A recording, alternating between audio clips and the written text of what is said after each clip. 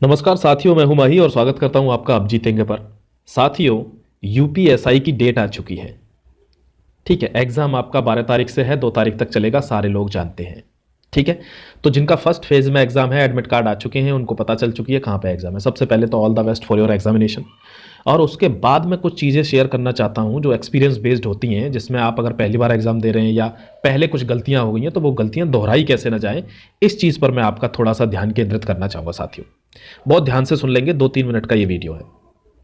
देखो, अब तक जो पढ़ा है, जो नहीं पढ़ा, वो सब कुछ मैटर नहीं करेगा। अब मैटर करेगा कि आप जो पढ़ा हुआ है या जो कुछ नहीं पढ़ा है उसको हैंडल कैसे करते हैं एग्जामिनेशन सेंटर में, क्योंकि वहाँ का प्रेशर अलग होता है, टेस्ट सीरीज का प्रेशर अलग होता है। ये बिल्कुल जाहिर सी स्वाभाविक सी बात है। देखो साथियों, सब लोग जानते हैं कि हमारे पास 4 ऑप्शन होंगे, एक जीएस, एक मैथ, एक रीजनिंग और एक हिंदी।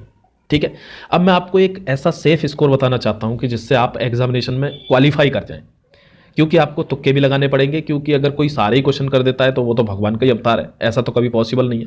कोई कर दे तो वो अलग बात है, लेकिन मैं आपको एक मोटा मोटी एक आइडिया बताता हूँ कि इतने क्वेश्चन तो आपको करने ही हैं अगर इस एग्जाम में बन के रहना है तो, अदरवाइज तो बाहर हो जाना है। देखो साथियों, जीएस एक ऐसा डायनामिक पोर्शन है जिसमें आप ज़्यादा क्वेश्चन नहीं कर सकते, क्योंकि सिलेबस बहुत ज़्यादा है। You have to read everything under the sun, बहुत कुछ पढ़ना पड़ेगा, लेकिन सब कुछ नहीं याद रह सकता। तो इसमें मैक्सिमम 20 क्वेश्चन आपको करेक्ट करने ही करने हैं, इससे नीचे बात नहीं बनेगी। ठीक है, 40 क्वेश्चन है, सब जानते हैं आप लोग। तो इसमें आपको 20 क्वेश्चन करने ही पड़ेंगे।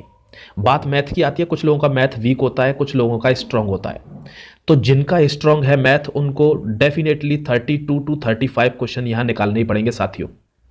ध्यान रखना इस चीज को। जिनका कमजोर है मैथ, मान लो मैथ कमजोर है, तो उनको एटलीस्ट 20 क्वेश्चन यहां निकालने हैं, एटलीस्ट।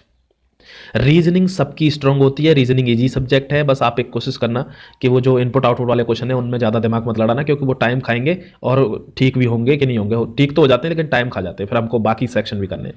तो आप रीजनिंग में 30 तो आपको निकालनी है साथियों, कोई से भी हो। जो अगर आप पॉजिटिव में ले जा रहे हैं 30 के, तो वो आपके लिए बोनस है। फिर आती है हिंदी। हिंदी तो मैं समझता हूं सबको ही अच्छे मार्क्स स्कोर करने चाहिए, अगर नहीं कर रहे हो तो फिर प्रॉब्लम हो जाएगी। यानी हिंदी में आपको, वैसे तो 35 बोलूंगा मैं, लेकिन 32 मार्क्स तो आप सबको स्कोर करने ही हैं। इससे एक मोटा मोटी आइडिया क्या बन जाएगा साथियों, कि आपके लगभग, देखो एक चीज आपको बता देता हूं। देखो, अब इससे क्या हो जाएगा, आपको जीएस, मैथ, रीजनिंग, हिंदी, इससे क्या हो जाएगा, मान लो यहां पे हमने 20 क्वेश्चन निकाल दिए जीएस में, यहां पे मैथ में 32 निकाल दिए किसी ने 20 निकाले जिसका कमजोर है मैथ। इधर रीजनिंग में 35 निकालने हैं आपको किसी भी कीमत पर, और हिंदी में निकालने 30। तो इससे क्या हो जाएगा, एक मोटा मोटी आइडिया आप लीजिए कि आपके 100 क्वेश्चन ठीक होने चाहिए। 100 क्वेश्चन पे क्या होगा, आप 250 स्कोर कर जाएंगे। कितना? 250 मार्क्स आप स्कोर कर जाएंगे। इसका मतलब आप कंपटीशन में तो हैं, समझ गए। अब हमारे पास बचते हैं टोटल क्वेश्चन कितने, 160। तो अब हमारे पास बाकी के 60 क्वेश्चन बचते हैं। अब बाकी के 60 क्वेश्चन को आपको कैसे हैंडल करना है, ये मैं आपको अब आइडिया दूंगा साथियों, क्योंकि इन 60 क्वेश्चन में आपको लगभग 20 क्वेश्चन ठीक ही चाहिए, वो भी तो कैसे मान लो, चाहे स्मार्ट गैस मान लो, कुछ भी मान लो, आपको 20 चाहिए। लगभग आपको 120 क्वेश्चन वहां करके ही आने हैं, समझ गए। चलो अब बात करते हैं कि बाकी के बचे हुए ये 60 क्वेश्चन कैसे करें। सर 100 क्वेश्चन तो हम कर देंगे, यानी हम रेस में तो हैं। चलो अब बताता हूं 60 क्वेश्चन कैसे करने हैं। देखो दोस्तों, जो बचे हुए 60 क्वेश्चंस हैं उनमें हमको लगाना है, या तो तुक्का मान लो, आप तुक्का भी कह सकते हैं इसको, या स्मार्ट गैस भी कह सकते हैं इसको। इसमें क्या करना है, इनमें से हमको, देखो जो जीएस वाला पोर्शन होता है ना, ये श्योरिटी नहीं है, लेकिन 80% इसकी ऑथेंटिसिटी है, 80% कि जो जीएस वाले क्वेश्चन होते हैं उनमें ज़्यादातर जो ऑप्शन ठीक होता है वो सी या बी वाला होगा, सी या बी वाला। क्योंकि कभी भी जीएस वाले क्वेश्चन में, जो तुक्के वाले क्वेश्चन होते हैं उनमें कभी भी ए या डी ऑप्शन बहुत ही रेयर केस में मिलता है, यानी सी और बी में। अब ऐसा नहीं है सी और बी में आप डायरेक्ट लगा देंगे, थोड़ा सा आपको स्मार्ट गैस करना पड़ेगा।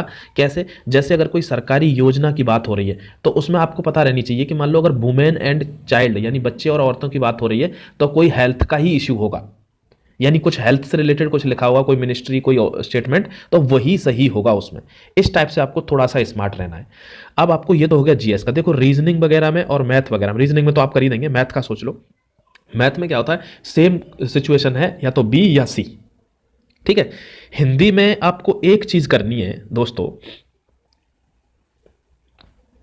हिंदी का बहुत बड़ा एक गेम प्लेइंग रूल रहता है साथियों। हिंदी क्या करती है, ये डिफरेंस क्रिएट कर देती है। ये कैसे? कि जिसकी हिंदी अच्छी है वो आराम से इसमें 35 प्लस भी मारेगा नंबर, और वही उसको आगे ले जाएगा। तो आपको हिंदी में कोशिश करनी है थोड़ा सा स्मार्ट गैस, यानी आप अपनी तरफ से जितने कर पाएँ उतने कर पाएँ, लेकिन आपको इतना गैस जरूर रखना है साथियों, अगर आपको कोई तद्भव या तत्सम कुछ पूछ रहा है तो आप इतना थोड़ा सा आपको रखना पड़ेगा कि भाई अगर संस्कृत से मिलता जुलता शब्द है तो वो तत्सम हो जाएगा, और जो अगर ऐसा अपना देसी शब्द है जैसे चप्पल, पानी, जग, तो वो सब क्या होते हैं तद्भव, यानी जो हम बोलते हैं डेली लाइफ में वो तद्भव है। तत्सम क्या है, जिसमें थोड़ा सा संस्कृत टाइप का चीज़ कुछ मिल रही हो। ठीक है, तो ऐसे करके स्मार्ट गैस आपको वहाँ पे करना है। अब कोई मुहावरा आ गया, मान लो छाती पर सांप लौट जाना, अब आदमी वहीं घबरा गया, कह रहे यार ये क्या टेंशन आ गई। तो छाती पर सांप लौट जाना, अब किसी की छाती पर सांप आ जाएगा, इसका मतलब समस्या आ गई ना। तो बस वही वही समस्या से रिलेटेड जो ऑप्शन होगा वो हमको छांट लेना है। इस तरीके से आपको लगभग 120 इसमें स्कोर करना है दोस्तों, और 120 पे आपका आराम से कट ऑफ में बन जाओगे आप।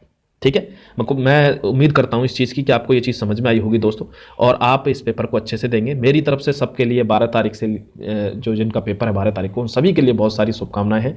ऑल द बेस्ट है दोस्तों, बस जमे रहना, मंजिल आपकी तरफ इशारा कर रही है। Thank you very much. अब जीतेंगे।